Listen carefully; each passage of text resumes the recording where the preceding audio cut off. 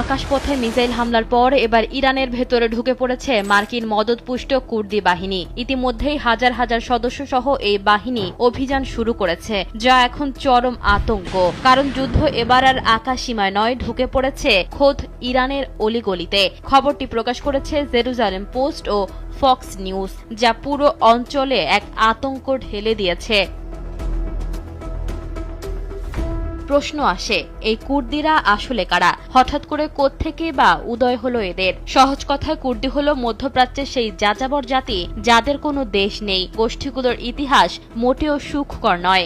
যুগে যুগে তারা সাম্রাজ্যবাদী শক্তিগুলোর দাবার গুটি হিসেবে ব্যবহৃত হয়ে আসছে।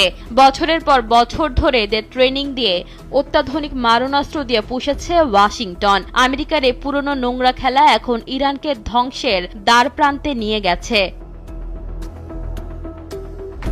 কুর্দিদের এই